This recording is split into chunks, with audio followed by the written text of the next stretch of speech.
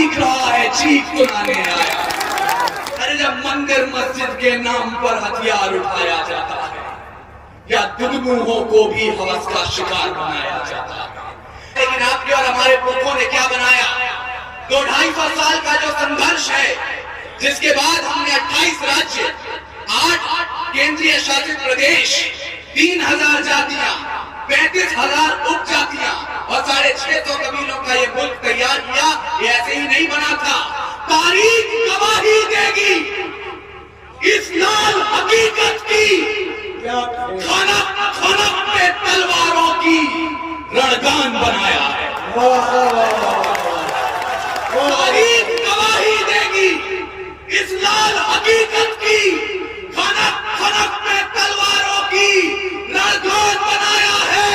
और खोद कर नाखून से गुलाम धरा को हमने बलिदानों की बुनियाद पे हिंदुस्तान बनाया। खोद कर नाखून से गुलाम धरा को हमने बलिदानों की बुनियाद पे हिंदुस्तान बनाया है।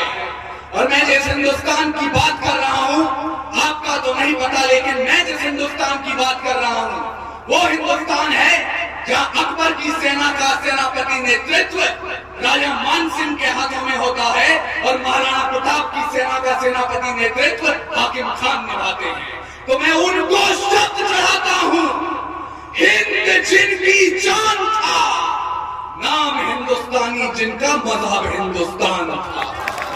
रक्त से रंगते थे धरती को अरियों की ललकार पर, जय हिंद का नारा सदा लिखा था जेलों की दीवार पर, और बदन पे बंधी थी बेड़ियां, दिल मगर आजाद था। और रक्त के अंतिम कतरे में भी भारत जिंदाबाद, जिंदाबाद। रक्त के अंतिम कतरे में भी भारत जिंदाबाद था। उसके बावजूद कहा जाता है कि 14 अगस्त मध्य रात्रि 2 दस्तावेजों पर दस्तखत हुए और आजादी हमारी झोली में आ गई। माफ कीजिएगा, ऐसा नहीं हुआ था। अपने इतिहास को याद कीजिए, कतरा कतरा खून दिया था, दी जवानी जुनून दिया था, खड़े अंग्रेज माने नहीं तो गोलियों से भून दिया था। गोलियों के गाल नहीं थे, ना आवाज वजीरों की, खनखनाहट गूंजती थी सेल्यूलर में जंजीरों की। राजनीति से मिली नहीं है, नहीं खरीदी पैसों से, सौदा लहू के मोल हुआ था भगत सिंह जैसों से। और मां ने गोली खाई थी, बेटे लटके फंदों पर, आजादी की डोली उठी है कुर्बानी के कंधों पर। बहुत जिंदाबाद। आजादी की डोली उठी है कुर्बानी के कंधों पर। लेकिन उन कुर्बानों के लिए हमने किया क्या सर? जिन सीनों ने ये ना पूछा गोली का अंजाम क्या है, राम क्या, रहीम क्या, हिंदुत्व क्या, इस्लाम क्या है, सपना केवल एक देखा, मुस्कुराता सा परिवेश दिखे, वो देख सके ना इसे मगर आजाद भारत देश दिखे। अरे जिस बिस्मिल की गजल ने तिरंगा खौफ दिखाया है, उस बिस्मिल की पैन से हमने बर्तन तक मचवाया है। और बिहार की जमीन पर सच्चाई को एक दस्तक दे रहा है। और मुझे डरे सहमे हुए लोगों की तालियों की आवश्यकता भी नहीं है। जो मंदिर रखने लायक थी, राम प्रसाद बिस्मिल की बहन, जो मंदिर रखने लायक थी, वो देवी रखी पनघट पर, और चुन चुन गुंडे भेजे हमने लोकसभा की चौखट पर। और ये सिर्फ हवा में कहने वाली बातें नहीं है। वर्तमान संसद में 12 सांसद वो बैठते हैं जिन पर माफिया सदना होने के आरोप दर्ज है। 7 सांसद वो बैठते हैं जिन पर लूट, अपहरण और बलात्कार के मुकदमे चल रहे हैं, और शर्म से नजरें झुक जाएंगी आपकी। 2 सांसद वो बैठते हैं जिन पर दुकान से सामान चोरी करने के केस चल रहे हैं। क्या बात? लोकतंत्र की महानता की बात कर रहे हैं साहब। और संसद की लोकसभा में खड़े होकर किसी एक कौम को आज गाली दे दी जाती है, हम सब ने वो शर्मनाक मंजर अपने टेलीविजन स्क्रीन पर देखा है। उसके बाद ईमान मजमे वालों आपके समझ केवल एक बात कहना चाहता हूं, मैंने आजादी के इतिहास को पढ़ा है, गाया है, सुनाया है। एक पन्ना आता है जब 85 साल के बहादुर शाह जफर रंगून में नजरबंद थे, अंग्रेजों के एक चापलूस ने उनके नाम 2 पंक्तियां लिखी और जफर को सुनाई। कहा, दम दमे में दम नहीं है, खैर मांगो जान की, ऐ जफर झुकने लगी शमशीर हिंदुस्तान की। क्या उस बूढ़े शेर ने एक कील उठाई और जेल की दीवारों पर उन 2 पंक्तियों के साथ 2 पंक्तियां और शुमार की, जो एक हिंदू मां के बेटे के लिए मुसलमान भाइयों के ईमान का प्रमाण है। बहादुर शाह जफर ने कहा, कहते हैं, दम दमे में दम नहीं है, खैर मांगो जान की, ऐ जफर झुकने लगी शमशीर हिंदुस्तान की। तो जवाब भी सुनते जाएं, गाजियों में बू रहेगी जब तलक ईमान की, तख्ते लंदन तक चलेगी तेग हिंदुस्तान।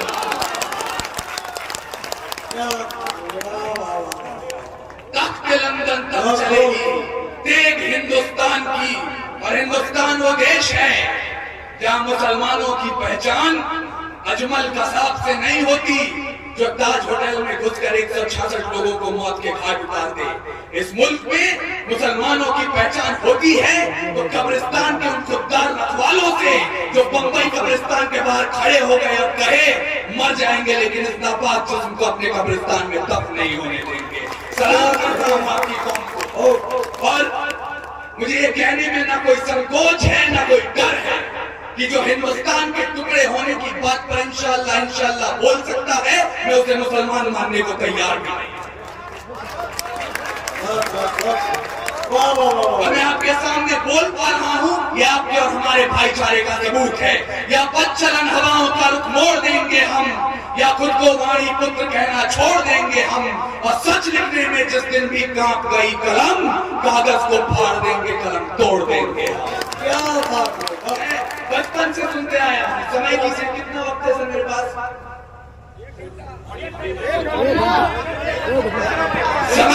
समय की अपनी सीमाएं हैं और मैं अपनी हदों को जानता हूं। इसलिए जाने से पहले आपने आपका काव्य पाठ सुन लिया है और वीर रस का इकलौता हिंदी कवि हूं मैं इस मंच पर। आपने काव्य पाठ सुन लिया है, कर्तव्य पाठ करने का अवसर मुझे दे दीजिए। और कर्तव्य पाठ इसलिए करना चाहता हूं क्योंकि सच्चाई इस मंच के लिए बहुत आवश्यक है।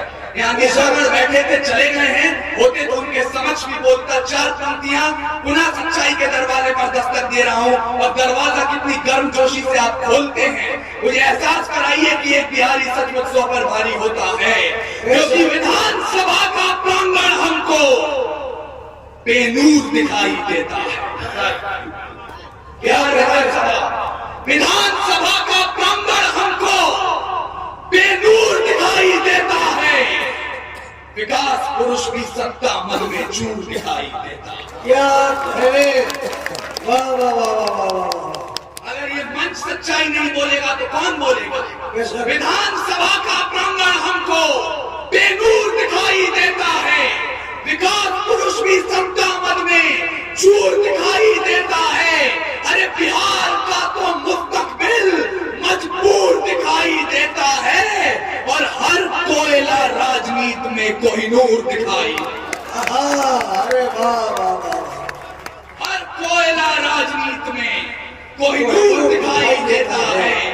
लेकिन आप विचारिए आखिर क्या कारण है कि पिछले 900 वर्षों में शक, हूण, तुर्क, तातार, कुषाण, यवन, चंगेज, पठान, मंगोल, मुगल, डच, फ्रांसीसी, पुर्तगाली और अंग्रेज आकर चले गए, हिंदुस्तान अभी भी जिंदा है। कारण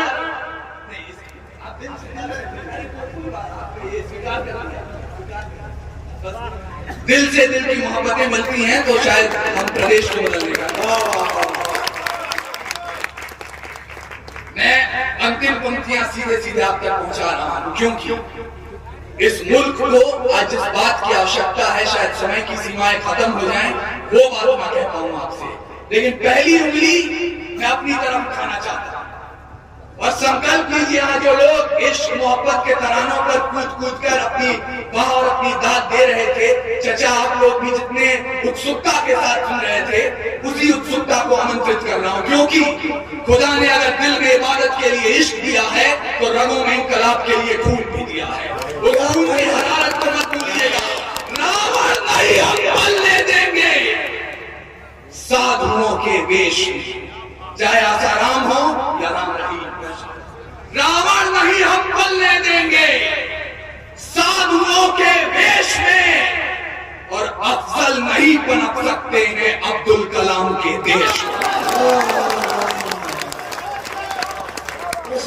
रावण नहीं हम पलने देंगे साधुओं के वेश में, और अफजल नहीं पनप सकते हैं अब्दुल कलाम के देश में। अरे फौलादी हिंदुस्तान है ये, दुर्योधन की जांग नहीं, और भगत सिंह की मिट्टी पर खालिस्तान की मांग नहीं। हिंदू हो या मुस्लिम, उनके शीश नहीं कटने देंगे। अरे कसम तिरंगे की, हमको फिर देश नहीं बनने देंगे। अंतिम 1 मिनट आपसे चाहता हूं और आप सब की इजाजत। जिन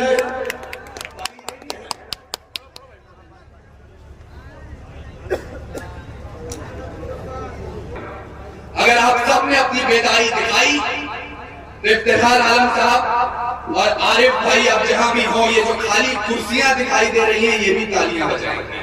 ये दावा मैं कर रहा हूं और आपके बलबूते पर, आपकी सनद पर, क्योंकि हास्य की भाषा नहीं लिखी है, ना ही गजल सुनाता हूं, कविता लिखनी नहीं आती, चीखें लिखते जाता हूं। देश मेरा चल रहा है, आग लगी है सीने में, हुक्मरान व्यक्त के हैं खून गरीब का पीने में, तो हिंदुवाद या इस्लाम का पक्ष नहीं मैं लाया हूं, कायल भारत चीख रहा है, चीख सुनाने आया। और ये देश सिर्फ सरहदों पर घायल नहीं होता है। अरे जब मंदिर मस्जिद के नाम पर हथियार उठाया जाता है, या दुर्गुणों को भी हवस का शिकार बनाया जाता है, जब मठों के मठाधीश भी क्रोध में आने लगते हैं, या मौलाना बारूदी पैगाम सुनाने लगते हैं, अरे शाहरुख खान के बेटे को सजा कड़ी दी जाती है और अडानी पोर्ट की बात नहीं की जाती है, पेट्रोल की कीमत चढ़ते चढ़ते छूले आसमान को, या लखीमपुर में सत्ता ने जब रोक दिया किसान को, अरे न्यूज चैनलों ने भी जब जब राग दरबारी सीखा है, तब तब भारत जख्मी होकर मेरे जरिए चीखा। क्या बात है। तब तब भारत जख्मी होकर मेरे जरिए चीखा है। और अंतिम पंक्तियां मुझे विदा कीजिए, एक संकल्प लीजिए और हम आगे चरण में चले मुशायरे के। जिन लोगों तक ये बात न पहुंची हो, उन्हें भी संकल्प दिलाइए, कसम उठवाइए।